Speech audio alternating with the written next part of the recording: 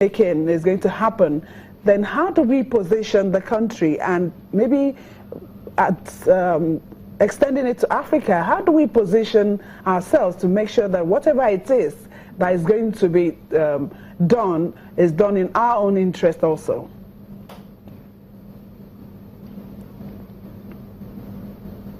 Yes, that is, thank you. That is why, we need to, immediately continue the process of ratification. There are other climate change agreements that are, still being negotiated, or that are still that are being implemented and being discussed at this conference of parties. The convention is still there. All what's are needed to be done under the convention, we will still be participating in this. All what is needed to be done under the Kyoto Protocol, we will still be, part of the implementation of the Kyoto Protocol. But when it comes into taking decision, as far as Paris Agreement is concerned, we may not have, a much say, because we have not become a party to it. And it is very, very important that we just find a way of doing that as soon as possible. Okay. Now, Desmond, let's concretize this a bit. As far as Nigeria is concerned, the major issues facing us seem to be deforestation and desertification. What exactly is the meaning of those words? And we need to add to that as well, because there's something else that's facing us that can come very dramatically, and that is flooding from our rivers, and particularly from the coastal area. The oceans. So the desertification is a horrendous activity that has been going on now for quite a few years, and the effects of that have tremendous What is desertification? implications. It's the onward march of the sands of the desert, the Sahara Desert in particular, which centuries and centuries ago was actually a savanna forest. But out of ignorance, we were cutting down the trees and not replanting them. And because it's far inland, it's quite an arid area. So it never, even in those days of hundreds of years ago, thousands of years ago, it never got that much rain. But then with the advent of this climate change, and one of the effects of climate change is you get more aridity in those sort of areas. That is, you get less precipitation, less rain. So that was happening. At the same time, we were cutting down more and more and more trees. The amount of trees that were cut in that area of the northern region of Nigeria, just mainly for fuel wood. And ironically, it's always the women folk who will go and carry the wood, sometimes for hours and hours, and bring the wood back to the kitchen.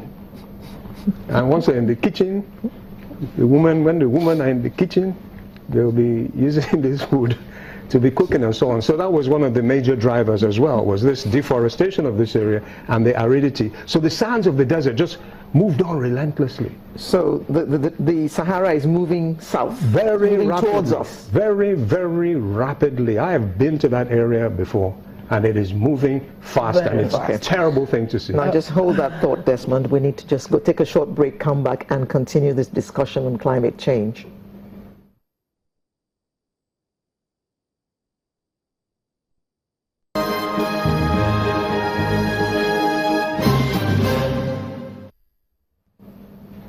Okay, so you were talking about how women will go to bring the firewood, although to cook for men, because you don't want to leave out the men. But what implications is this, will this have on our environment, our lives, and how is it that we can mitigate some of these effects? Because we're talking about flooding in November, we're talking about rains in November. Yeah.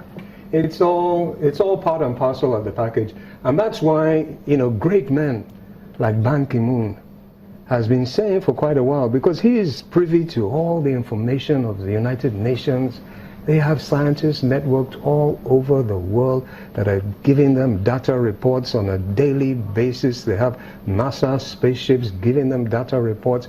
And the alarm bell started ringing about, 20 years ago, but everybody was poo-pooing and saying, forget about all this climate change. You want to just spoil our carbon business. And then 10 years ago, we now started feeling the effects of it. And one of the major effects, as we said, is this desertification.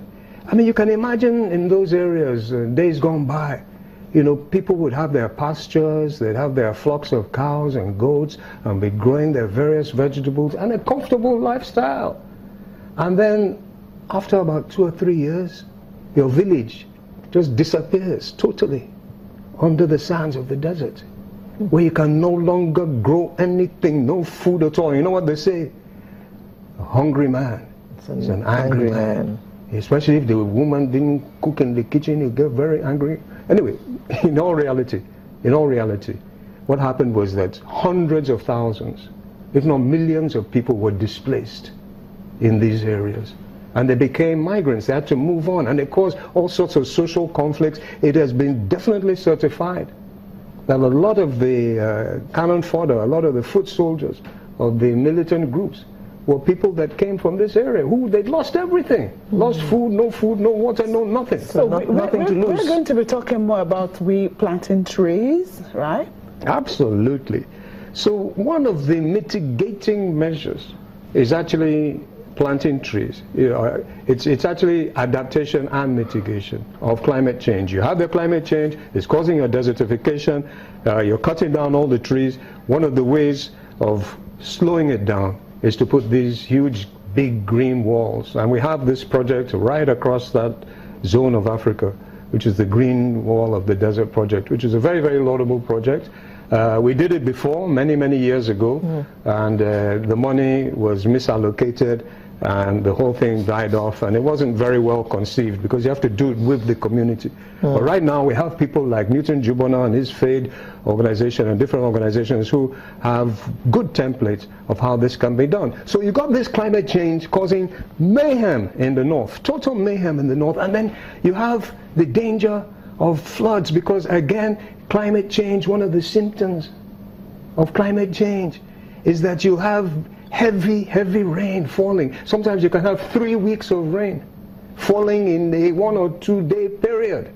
And that totally inundates all the basic infrastructure, all the natural infrastructure to carry the flood water. So you have your flooding, and then, as if that's not bad enough, the worst case scenario that is looming now is coastal flooding.